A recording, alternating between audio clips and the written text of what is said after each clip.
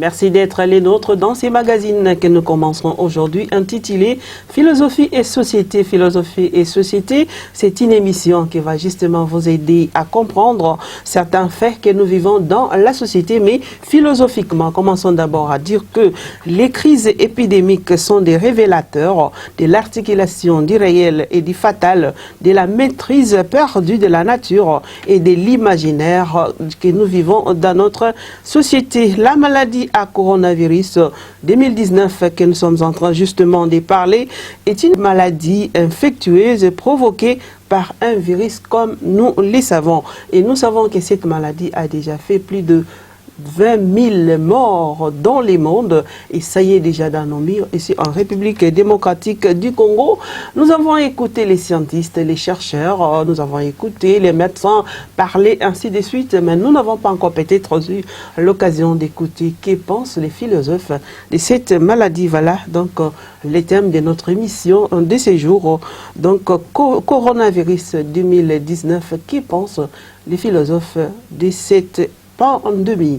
Pour en parler, je reçois dans cette émission mes confrères, donc doctorants qui sont avec moi.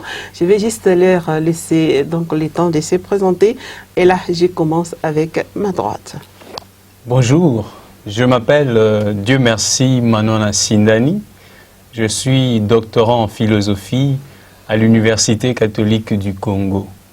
Je fais mes recherches en épistémologie et en philosophie de l'éducation, où je vois la possibilité que le vertus épistémique pouvait accroître la connaissance, mais aussi l'orienter dans le contexte de notre pays. Voilà, donc là, nous sommes là comme philosophes. Je dois aussi vous dire qu'ici, nous parlons de l'Université catholique du Congo, ICC en sigle.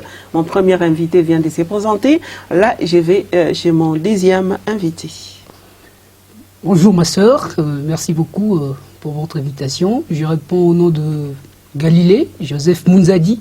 Je suis doctorant à l'Université catholique du Congo et je mène mes recherches précisément en philosophie du droit avec Michel Foucault comme l'auteur principal. Donc je traite des questions juridiques et des questions carcérales. Voilà ce qui me concerne. Voilà. Voilà, donc n'ayez pas peur, nous n'allons pas rester au niveau métaphysique, nous allons descendre dans l'empirisme, donc pour parler des choses réelles, des choses palpables. Vous avez déjà compris justement les thèmes de ces jours. Nous voulons parler de Covid-19 qui nous préoccupe en ce moment. Alors là, je m'adresse tout de suite à Dieu merci. Dieu merci.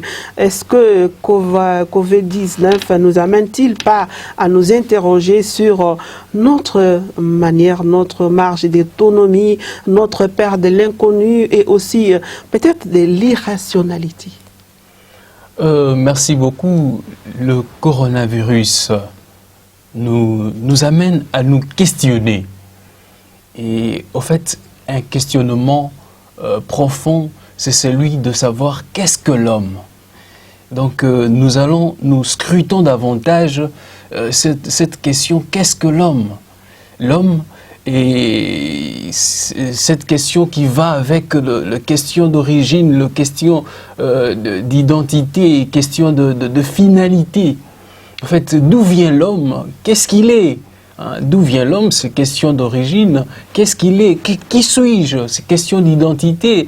Où vais-je? Question de finalité. En fait, cette maladie remet en question, nous pousse à nous questionner sur nous-mêmes, en fait.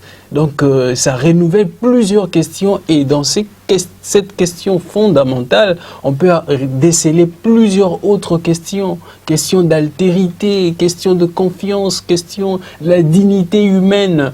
Donc, cette pandémie de coronavirus renouvelle les anciennes questions, des questions fondamentales. Donc, des questions fondamentales sur l'homme. Qu'est-ce que l'homme?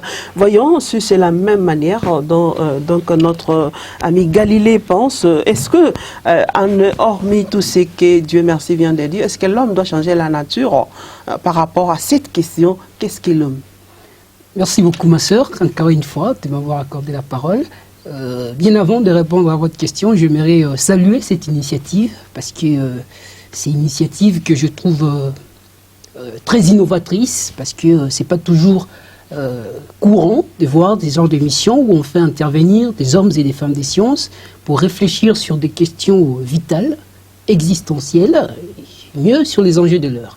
Donc, nous vous rassurons, notre soutien et notre accompagnement. Nous sommes ensemble, non? Merci.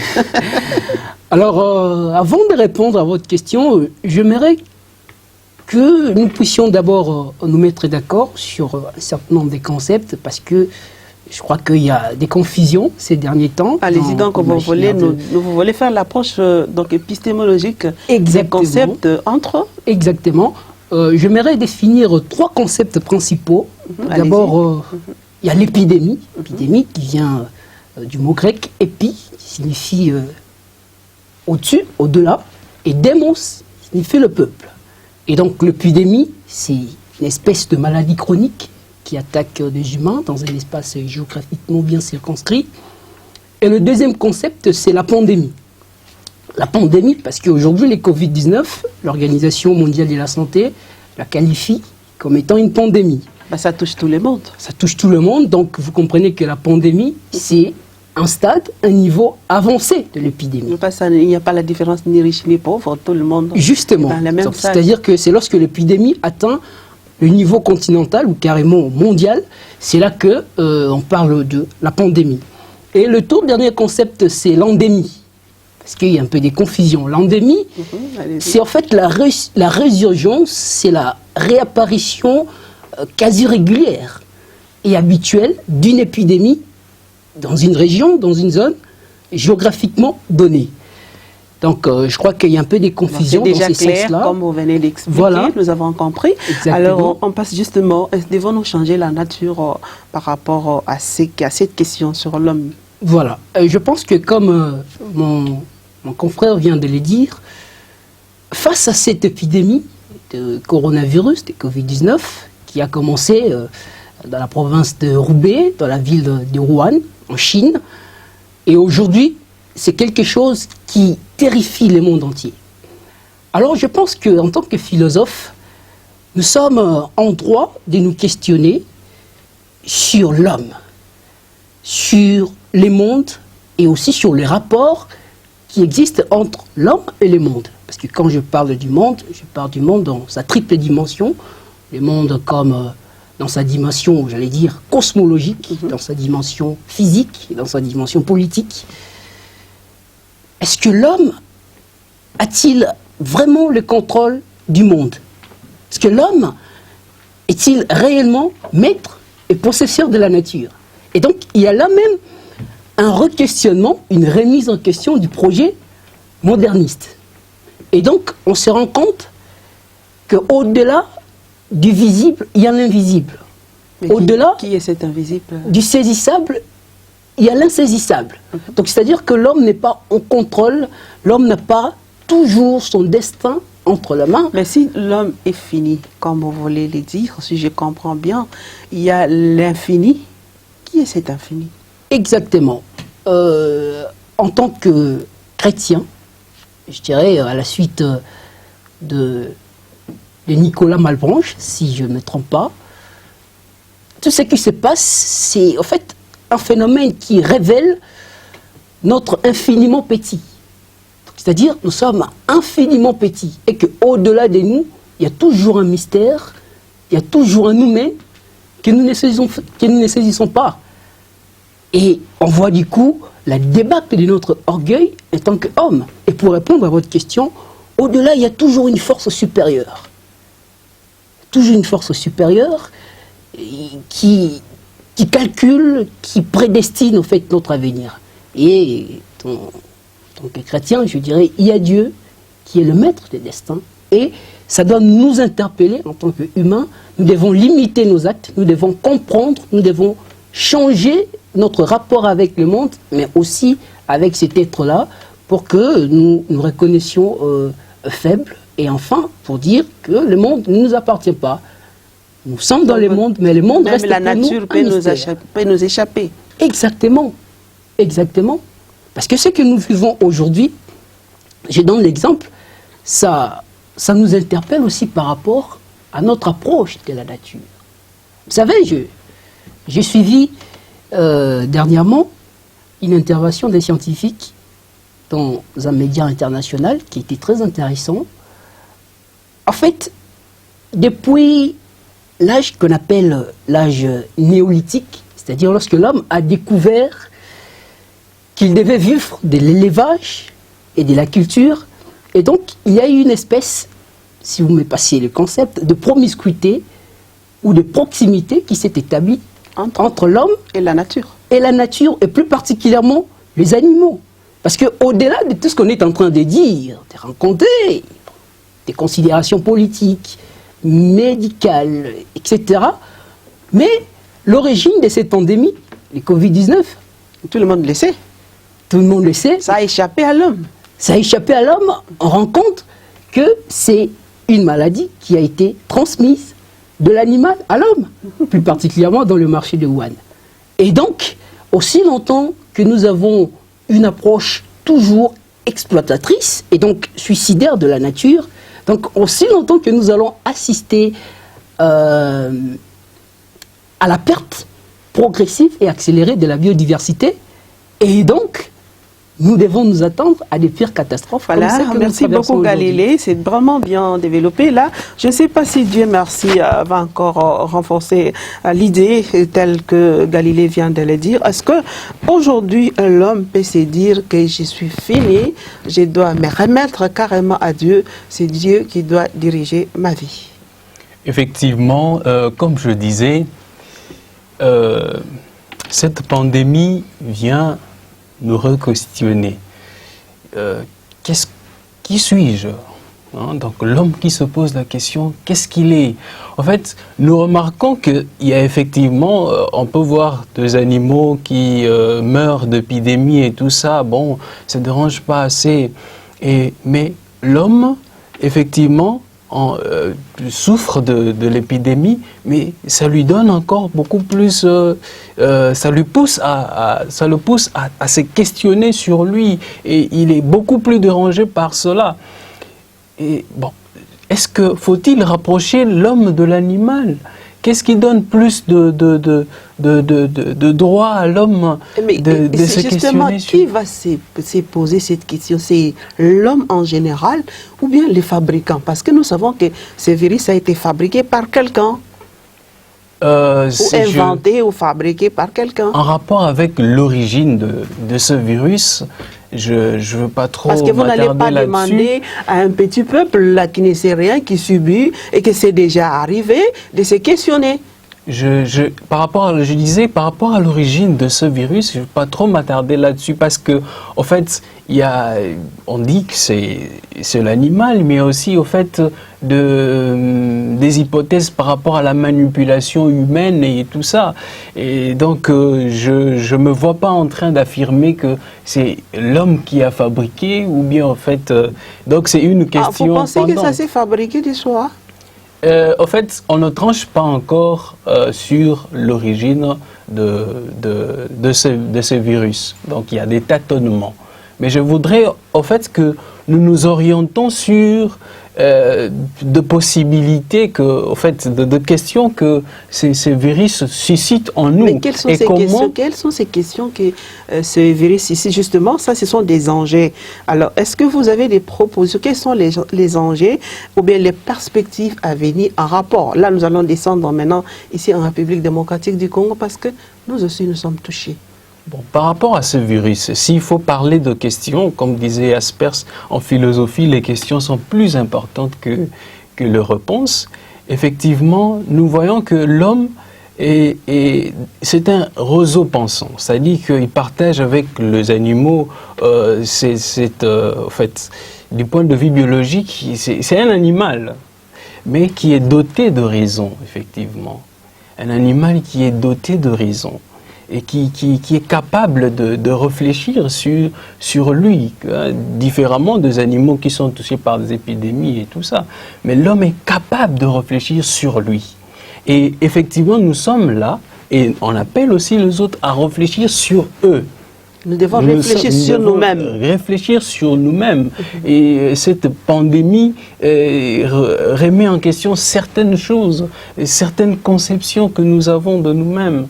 Effectivement, et ça renouvelle ces questions, comme je disais, question d'origine, question d'identité et tout ça. Vous avez posé la question s'il faut savoir, ça nous amène dans des incertitudes, tout ça. L'homme déjà vit avec des incertitudes.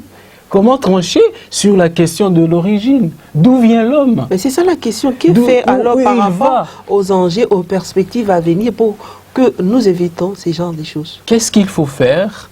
D'abord, la pandémie est là. Est réel, les gens meurent, ce n'est pas des documentaires. D'autres personnes voient ça. Au fait, quand on dit autant de personnes qui sont mortes à tel endroit, ce n'est pas des documentaires, les gens meurent. Et ça nous touche effectivement, cette pandémie. Mais les gens n'y croient pas, on dit que les Noirs ne meurent pas avec ça. Et évitons tout ça, évitons, on n'a pas autant de preuves pour montrer que l'épidémie est là. Aujourd'hui, la RDC dépasse la barre de 100 cas.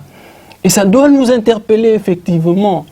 Qu'est-ce que ça nous dit, cette épidémie? Au niveau mondial, le monde doit apprendre à résoudre nos problèmes de point de vue mondial.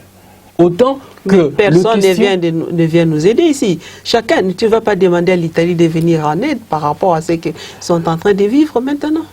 Ces questions de collaboration, ces questions de sensibilisation, ces questions de, comme je disais, de questions qui nous touchent, j'avais l'idée de créer un article sur la mondialité d'un virus. C'est un enjeu mondial. Est-ce que ces virus nous rend solidaires? Si ce virus nous rend solidaires, et ça, en fait, ça devait nous rendre solidaires parce que, en fait, ça nous concerne nous tous. Nous devons résoudre ce problème au niveau mondial, effectivement. Parce que ça touche tout le monde. Et au niveau local, je voudrais un peu réfléchir sur ce qui s'est fait. Mais ce qui s'est fait, c'est déjà beaucoup moins. Comment vous voyez? Le corps médical, au fait, nous dit nous devons nous confiner. Et c'est en fait la mesure pour limiter la propagation du virus. Nous devons nous confiner. Donc le confinement est un impératif. Quel est le confinement intercalé ou confinement total? Je parlerai du confinement total avec réserve par rapport aux réalités qui sont le nôtre. Alors qu'est-ce que vous proposez concrètement? Je dirais avec autant de scientifiques que c'est un impératif que nous entrons en confinement total. Mais on doit considérer la réalité. Pourquoi? Nous devons nous poser des questions. Mais pourquoi? donnez des propositions concrètes. Je veux, avant d'arriver aux propositions concrètes, que nous arrivions à comprendre pourquoi nous devons nous confiner. Et pourquoi nous devons nous confiner? Pourquoi nous devons nous confiner? D'emblée, on peut dire que c'est pour limiter la propagation du virus. C'est un moyen efficace pour limiter la propagation du virus parce qu'il n'y a pas un traitement approprié, il n'y a pas de vaccin contre ces virus. Il faut limiter, il faut une distanciation sociale, il faut se confiner totalement. Mais nous devons alors pourquoi nous devons limiter? Il faut encore poser la question. Hein, deuxième degré. Question en question. Oui, on doit trouver la réponse tout de suite. Oui, pourquoi nous devons limiter la propagation du virus? La réponse serait pour sauver de vies humaines. Pour nous sauver. Pour nous sauver. Pour sauver de vies humaines. Parce que quand vous dites les vies humaines, c'est comme si c'est en dehors de vous. Non, je suis humain. Donc, pour nous sauver, effectivement. Et dans cet angle-là, on peut résoudre cette amphibiologie qui règne entre la précarité de la population congolaise et au fait cet impératif de confinement. Nous, l'idéal, c'est sauver des vies humaines. Sauver des vies humaines. Sauver des vies humaines. À ces niveaux-là, nous voyons que nous allons entrer en confinement, mais il y a possibilité que certaines vies humaines entrent en danger. Mais parce qu'ils vont mourir de faim. Mais qu'est-ce qu'il faut faire en contrepartie comme philosophe? Qu'est-ce qu'il faut faire pour que les gens ne meurent pas de faim? Voilà, ce qu'il faut faire, il faut l'égalité des chances. Il faut donner le gain. C'est un peu comme vous acceptez d'aller en guerre. Il y a certaines personnes qui sont très bien armées et d'autres non. Ou bien vous mettez des boxeurs, l'autre poids lourd, l'autre poids léger. Il n'y a pas l'égalité des chances. À quoi est-ce que vous faites allusion? L'égalité par rapport aux riches, pauvres, ceux qui ont des moyens, ceux qui n'ont pas de moyens? Je parle de provision, par exemple. Les gens qui, vous demandez aux gens de se confiner totalement, ils ne sont pas en mesure de se prendre en charge, de se nourrir pendant, par exemple, 4 jours successifs, parce qu'ils vivent de tous les jours. Et voilà, exemple, je vois que Galilée est en train là de me dire, de me faire signe, et qu'il doit ajouter, juste compléter, c'est que Dieu merci vient de dire, les enjeux sont là, l'épidémie est là, et nous devons faire face. Comme philosophe, concrètement, qu'est-ce que vous proposez pour résoudre ces problèmes? Encore une fois, merci, révérende sœur journaliste. Je n'aimerais pas que, avant d'arriver à des propositions concrètes, quand vous me les demandez, donner l'impression au monde et à toutes celles et ceux qui nous suivent que le Covid-19 est la seule épidémie. Et non. Mais pour le moment, oui. On doit parler de ce qu'on vit maintenant. Exactement. Nous sommes ici pour en parler. Mais j'aimerais préciser que l'histoire du monde est jalonnée d'une série importante des épidémies, peut-être encore plus dévastatrices que celles que nous traversons aujourd'hui. Maintenant, nous vivons les présents. Je ne parlerai pas Parlons du présent pour sauver les vies humaines, comme disait tout à l'heure Dieu merci. Exactement, je ne reviendrai pas sur ça, il y en a beaucoup. Il y a d'abord la lèpre dans la Bible, il y a la peste dans l'Antiquité, dans le Moyen-Âge, il y a la grippe espagnole qui a fait autant de morts. Mais le Covid-19, traversons aujourd'hui, eh bien, la gestion de cette crise sanitaire qui s'avère sans précédent doit être rationnelle. Expliquez. Quand je dis rationnelle, c'est-à-dire que dans la gestion de toute crise, en l'occurrence une crise sanitaire, il faut tenir compte d'un certain nombre de mécanismes en termes des mesures. D'abord, il y a des mesures préventives, et dans la plupart des cas, des mesures préventives s'avèrent beaucoup plus efficaces, parce qu'aussi longtemps, dans le cas échéant, on n'a pas encore de vaccins, on n'a pas de traitements adéquats et appropriés. Quelles sont ces mesures-là? Alors, ces mesures préventives, c'est un peu ce qu'on nous demande, les confinements, c'est un peu ce qu'on nous demande, la distanciation sociale, toutes ces mesures barrières au virus. On voit déjà que Galilée, on voit déjà que les gens essaient quand même de respecter. On trouve des désinfectants ici et là, l'eau partout. Ça, les gens observent. Les problèmes qui se posent ici, c'est les confinements total ou pas total. C'est là où il y a la question. Comme philosophe, quelles sont les propositions? Parce que vous êtes là aussi pour réfléchir, pour aider aussi ceux qui ont le pouvoir de décider. Exactement. J'aimerais encore une fois préciser que cette maladie n'a pas commencé chez nous. Ça a commencé ailleurs et nous avions de loin observé des mesures qui ont été prises ailleurs. Mais malheureusement, géographiquement parlant, ce sont deux espaces totalement différents. Ce qui fait que la gestion de cette crise sanitaire en Europe, dans des pays développés, il ne doit pas forcément être la gestion qui doit se faire ici chez nous. Mais le confinement doit se faire partout. Je n'en disconviens pas. Mais ici chez nous, il y a des particularités à observer. J'ai suivi dernièrement le président béninois, Patrice Talon. Il était très clair. Il a dit que je n'imposerai pas aux Béninois les mêmes mesures barrières qu'en France ou en Italie ou en Espagne, par exemple. Donc ici, chez nous, les confinements, oui. Mais le cardinal l'a dit, Monseigneur Ambongo, que ces mesures de confinement soient assorties des mesures humanitaires. Ça signifie quoi? C'est-à-dire qu'il y a un enjeu économique très important que nous devons tenir compte. C'est-à-dire que les conditions de vie du Congolais ne sont pas les mêmes aux Français ou en Italien. Donc, c'est-à-dire qu'au-delà des incertitudes sanitaires, il ne faut pas ajouter la peur, par exemple, de la faillite pour les entrepreneurs et l'angoisse de chômage et des fins de mois difficiles pour les employés. Je pense que ces côtés-là, quand même, le gouvernement essaie de réfléchir. J'ai entendu dire qu'ils vont un peu soutenir les opérateurs économiques. Et ils ont demandé aux bailleurs de ne pas déloger les locataires. Et on a demandé de ne pas payer 2 mois les régies des eaux. Donc, c'est déjà quelque chose c'est fait. Parce que nous sommes là comme philosophes, hommes des sciences. Nous réfléchissons sur la question et nous devons donner des réponses, des propositions donc philosophiques pour résoudre ces problèmes. Vous étiez sur la voie, je vous redonne la parole. Merci beaucoup. J'aimerais dire qu'il y a un hiatus, parfois béant, entre le dire et le faire. Et c'est ça le problème qui se pose dans notre pays. C'est-à-dire qu'il y a des velléités, c'est-à-dire des volontés de faire, mais qui, malheureusement, restent qu'au niveau de la volonté. On ne passe pas à l'action. Donc vous demandez à ceux qui prononcent les discours de passer à l'acte. Donc la théorie et la praxis. Justement, je prends un exemple simple.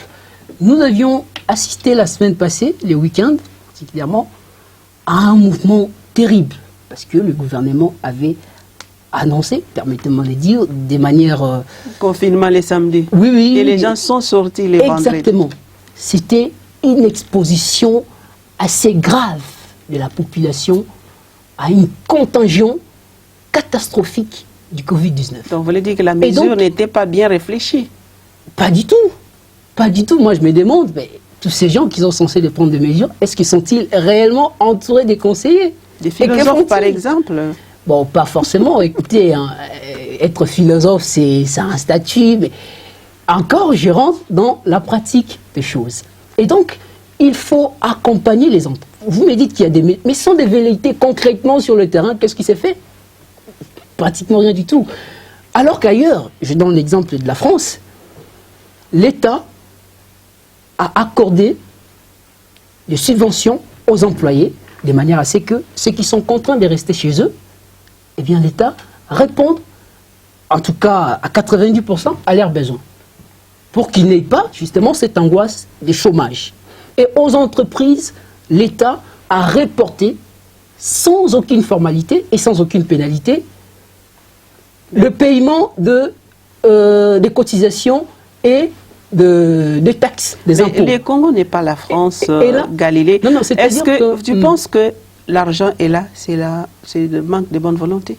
Non, c'est-à-dire que, par exemple, aux entreprises, ce sont des formalités administratives. Ça n'a rien à voir avec un éventuel déblocage de budget, par exemple. Si l'État accordait des mesures de rééchelonnement, de paiement de ses cotisations ou carrément d'annulation, pendant ces temps de crise, je ne pense pas que cela poserait un problème. Et donc, nous devons tenir compte de tous ces impératifs. Parce que, en lieu et place que les gens meurent de Covid-19, on risquerait de voir des gens crever de faim dans leur maison, ce qui n'est pas intéressant. Ça serait créé par nous-mêmes. Bon, par nous-mêmes, parce que dans cette gestion, nous avons beaucoup de choses à dénoncer. D'abord, j'aimerais dire aussi un mot sur ça. Il y a une espèce d'opacité, je dois le dire, dans la gestion de cette crise. De la République. Dans cette crise. C'est-à-dire qu'il y a d'abord une défaillance au niveau de la communication. Les gens ne sont pas suffisamment La communication informés. à quel niveau? Au niveau du ministère de la santé ou bien au niveau de la présidence, je ne sais pas. C'est-à-dire qu'il y a la présidence qui est l'institution supérieure et absolue dans la gestion de cette crise. Il y a le ministère de la Santé et il y a le comité de riposte qui est piloté aujourd'hui par le professeur Mouyembe. Mais en termes de communication, qu'est-ce qui s'est fait aujourd'hui? quel est l'état de la prise en charge des personnes infectées au Covid-19? Où sont-elles, toutes ces personnes? Comment se passe les suivis? Donc tout cela sont des questions. Le docteur Mouyembe fait toujours les résumés chaque soir sur Top Congo. Il donne un peu l'évolution de la maladie, combien de morts, combien d'infectés, et ainsi de suite. Bon, à ma connaissance, à moins que je me trompe, jusque-là, il n'y a qu'une seule conférence de presse officielle. Bon, comme vous évoquez, ce sont des interventions des journalistes qui l'appellent sur tel point, mais des conférences, donc des communications officielles. Ça doit être régulière. Donc ça manque selon vous. Permanent, comme on les fait ailleurs. Voilà. Et à tous les niveaux, à tous les niveaux. Donc, nous devons être prudents parce que c'est la vie des gens qui est en jeu. Et le cardinal a bien dit, il ne faut pas jouer avec la vie des gens, car la vie, elle est sacrée. Voilà, non, malheureusement, le temps nous fait défaut. On ne va pas trop rester sur la question. Je pense que nous avons essayé de dire l'essentiel. C'est le moment pour moi de vous passer la parole, chacun de vous, pour donner quelques conseils donc, que vous voulez donner aux uns aux autres dans cette responsabilité de la gestion des Covid-19, de la part de l'État, de la part de la population, de la part des services de prise en charge et de la part de nous aussi chercheurs. Là, je commence avec Dieu merci. Merci. Alors, moi, je dois d'abord revenir sur une chose. C'est que nous devons nous dire de vérité. Pourquoi? Parce que, en fait, ce que nous vivons maintenant est révélateur d'une certaine crise. Comment nous gérons le pays? Comment nous gérons notre pays? Il n'y a pas une justice distributive. Il y a une difficulté pour que les gens entrent en confinement de 4 jours, par exemple. Vous avez des gens qui ne sont pas en mesure de se nourrir pendant 4 jours, pendant que vous avez des gens qui peuvent se nourrir pendant autant d'années. Donc il y a un fossé, il y a une distance abyssale, océanique, entre le pauvre et ceux qui sont riches. Surtout ceux qui, en fait, pour des raisons de croissance ou raisons de survie, ont emmagasiné le richesse ou le bien de ce pays. Il n'y a pas. C'est vraiment, cette histoire vient révéler un manque de justice distributive. Maintenant, on n'a pas de choix. Il faut que ceux qui ont de moyens viennent en aide à ceux qui ne peuvent pas. Vous demandez à une maman qui bénéficie de la vente de pain chaque jour pour nourrir ses enfants de se confiner pendant autant de jours. Il bénéficie, c'est le bénéfice journalier qui le permet à se nourrir. Vous le demandez de se nourrir. Donc vous voulez dire que pendant ces temps, que les responsables, les chefs aussi prennent connaissance que l'importance de construire leur pays, de ne pas investir ailleurs. Vous voyez, par exemple, aujourd'hui, nous n'avons pas d'hôpitaux. Si ça nous arrive ici, on ne sait pas où est-ce qu'on va mettre les malades, la prise en charge. Bien sûr qu'on a cité quelques hôpitaux ici et là, et même maintenant, ils ne peuvent même pas aller en Europe pour se faire soigner parce que là-bas, c'est catastrophique aussi. Effectivement, ça doit nous interpeller.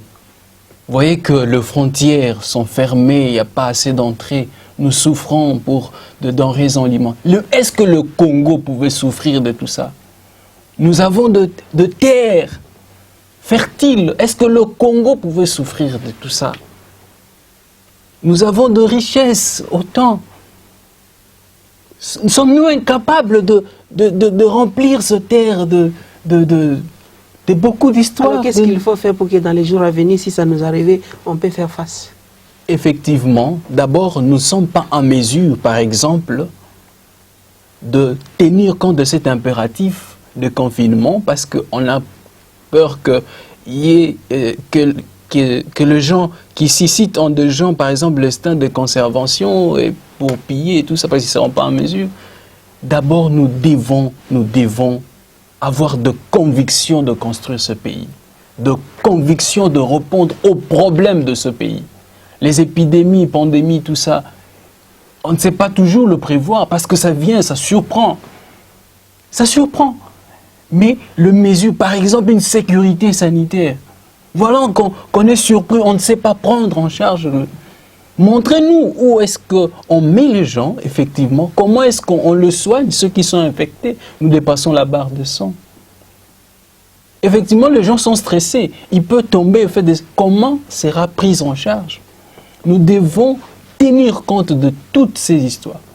Est-ce que c'est la question que je me pose, je ne sais pas si Galilée va y ajouter sur cette question, est-ce que ce n'est pas le moment aussi que les pays se disent qu'il faut placer la personne à la place qu'il faut, il faut donner beaucoup d'importance aussi à la recherche scientifique pour toujours faire face dans les jours à venir, parce qu'aujourd'hui, parfois, si on parle de la communication qui est déficit, tout simplement, peut-être les gens ne sont pas préparés, les gens ne savent pas quoi faire, les gens ne sont pas instruits. Qu'est-ce qu'il faut faire? Voilà, effectivement, il y a des choses à faire. Alors, énormément de choses à faire. En un mot, je vais m'adresser à 3 instances principales. D'abord au gouvernement, ensuite à la population, et enfin, à la communauté internationale. Ça sera votre dernier mot d'ailleurs, voilà, dans cette émission d'aujourd'hui, parce que l'État nous fait défaut. Ok. Alors très rapidement au gouvernement, je dirais que ce que révèle cette crise aujourd'hui, c'est qu'il y a des biens et services qui doivent être placés en dehors de la loi du marché. Donc c'est-à-dire qu'il y a des choses à privilégier, qu'il y a des choses très fondamentales, très importante pour la vie sociale de la population. C'est-à-dire que nous devons revoir, j'aimerais qu'à l'issue de cette crise des Covid-19, parce que le monde ne s'arrête pas, et que demain ou après-demain, il pourrait y avoir résurgence d'une autre épidémie, on ne sait pas, nous devons rendre efficace notre système de santé. Il est défaillant, déficitaire, mort. Et donc, nous devons tabler sur ça. Nous devons prendre en charge des personnels de santé qui aujourd'hui font un travail énorme que nous devons tous saluer. Parce que dans le passé, ce que nous vivions, c'est que si un responsable ou carrément quelqu'un qui a beaucoup de moyens tombait malade, le tout premier réflexe, c'était d'aller se faire soigner à l'étranger. Or, aujourd'hui, c'est qu'il n'est pas possible. Donc, on est tous ici, nous mourrons ici. Et donc, il faut qu'il y ait cette prise de conscience de réformer notre système de santé, mais aussi réformer le système social, c'est-à-dire les conditions de vie de population. Parce que si aujourd'hui les Congolais étaient en mesure de faire face, ne serait-ce qu'à ces besoins fondamentaux, le confinement radical ne se poserait pas problème, le confinement total, j'allais dire, ne se poserait pas problème. Et donc, ce sont là les choses que le gouvernement doit tabler dans le futur, dans l'avenir. Et au niveau de la population? Au niveau de la population, il faut qu'il y ait une discipline individuelle et collective. Et c'est seulement dans cet état d'esprit que nous allons vaincre cette épidémie. Et donc, il faut qu'il y ait de nouvelles formes de solidarité qui doivent émerger au sein de la population. Que ceux et celles qui se sentent forts sur le plan économique, social, ils sont appelés à venir en aide aux nécessiteux. Et donc, nous ne devons pas attendre que le gouvernement puisse tout faire. Chacun et chacun de nous, à son niveau, a quelque chose à faire au frère et à la sœur qui est à ses côtés. Et donc, nous devons inventer, réveiller le meilleur, cette forme de solidarité nouvelle qui doit nous habiter. Et aussi, nous devons respecter les mesures barrières contre ces Covid. Je crois qu'il y a déjà une prise de conscience, ce qui est très encourageant au niveau de la population, mais je souhaiterais que cela puisse continuer et que les gens puissent se rendre compte que le Covid-19 est là, c'est une épidémie mortelle. Ce n'est pas de l'utopie. Ce n'est pas de l'utopie. Elle est là, elle est mortelle, et nous devons prendre des dispositions, suivre ce que les autorités sanitaires nous disent pour éviter la contamination, pour protéger nos propres vies aussi, celles de nos frères et sœurs. Et enfin, si vous me le permettez, à la communauté internationale, parce que aujourd'hui... S'il vous écoute au moins. Voilà. Parce que avec la planétarisation, vous voyez, l'épidémie a commencé en Chine. Aujourd'hui, c'est tout le monde... Je suivi une blague dans les réseaux sociaux, quelqu'un qui disait la Chine a mangé la viande et c'est tout le monde maintenant qui se lave les mains. Et donc, la planétarisation, le monde est devenu un village. Donc ce qui se passe à l'Est concerne aussi les gens qui sont à l'Ouest. Alors à la communauté internationale, je dirais que nous devons veiller à ce que nous avons toujours défendu en termes de valeurs, c'est-à-dire protéger la biodiversité. C'est-à-dire, il y a des agents pathogènes qui sont dans la nature et dont les forces sont en interaction entre ces espèces. Et dès lors que nous sommes dans la destruction systématique de la biodiversité de la forêt, qu'est-ce qui va se passer? Il y aura une dispersion de toutes ces espèces. Et ils auront tendance à continuer à dégager ces énergies. Or, ces énergies sont porteuses de virus, de bactéries, etc. Donc nous devons veiller sur ça, parce qu'aujourd'hui il y a destruction massive de forêts, Amazonie, on en parle, et donc ce sont des questions que nous devons voir de façon beaucoup plus globale pour faire face, je ne dirais pas en définitive, mais de manière beaucoup plus pérenne et beaucoup plus élargie face à cette situation à laquelle nous sommes tous confrontés. Voilà, l'État nous fait défaut. Dieu merci, vous avez juste, nous sommes presque à la fin, vous avez juste 1 minute pour dire l'essentiel. Peut-être en passant aussi, est-ce que nous devons accepter les vaccins ou pas? Juste 1 minute de tout ce que nous avons dit. En fait, d'abord, ce que je voulais dire, avant tout, c'est donner un message d'espoir. Parce que pendant ces temps, les gens sont désespérés. Les gens pensent que c'est la fin du monde. Et ce que je vous demande, c'est de comprendre qu'il y a une vie après ça. Le virus ne va pas nous tuer, nous tous. Lorsque nous perdons espoir... Il peut nous tuer, nous tous, si nous ne prenons pas conscience. Et en fait, je me rappelle une réponse d'un professeur, il disait, en fait, c'est sélectif. Mais le problème, c'est que le stress, tout vient, en fait, est-ce que je serai parmi les gens qui vont en mourir ou pas, en fait? Bon, question sur la mort, en fait, cette pandémie suscite beaucoup d'autres questions. Vous dépassez déjà 1 minute, hein, il y a une vie après le coronavirus. Ne perdez pas espoir. Effectivement, c'est votre état d'esprit aussi qui peut aussi jouer si je dois aller dans les dimensions de loi d'attraction et tout ça. Mais respectez également les mesures qui sont prises. Lavez-vous les mains, et la distanciation sociale et tout ça. Pendant que le monde et les chercheurs sont en train de trouver de solutions. Mais question de vaccin, faut-il prendre de vaccin? De quoi est constitué? Il y a trop de rumeurs, il y a un flux d'informations sur ces histoires-là. On ne sait pas trancher. Effectivement, personne ne va aimer de vouloir prendre quelque chose qui va causer de problèmes. Mais ça, on doit refuser. Si effectivement on est conscient que ça va poser de problèmes, et ce que je peux aussi ajouter, c'est par rapport au gouvernement. On doit sentir une conviction. Au lieu de chercher qu'est-ce que je veux dire à la population, quel discours, mais chercher plutôt quelle action je veux poser. On doit sentir une conviction au niveau de gouvernants de ce pays. Merci beaucoup. Voilà, merci beaucoup, chers téléspectateurs, chers auditeurs. Vous venez de suivre là les philosophes qui ont réfléchi sur cette pandémie Covid-19, leurs réflexions, vous avez suivi comment ils ont proposé, entre autres, des mesures qui nous ont été recommandées par les ministères de la Santé, mais aussi leurs réflexions nous ramènent à penser sur nous-mêmes, que nous sommes finitides, la vulnérabilité de l'homme face à celui qui est l'infiniment grand, l'infiniment grand, nous sommes l'infiniment petit, et comment nous pouvons nous protéger, être solidaires dans cette réalité qu'est l'homme, causée par l'homme lui-même. Donc nous sommes invités à la responsabilité, à l'éthique de la responsabilité les uns envers les autres. Comme je disais, bien sûr, les visages de l'autre m'interpellent. Ce que je n'aimerais pas qu'on me fasse de mauvais, que je ne les fasse pas chez l'autre. Quand je regarde l'autre dans son visage, il m'interpelle à faire du bien, à vouloir du bien pour lui. Nous sommes là les gardiens des uns des autres. Nous devons nous protéger. Alors, je vous remercie d'être venu dans cette émission, donc Philosophie et Société. C'est notre première émission.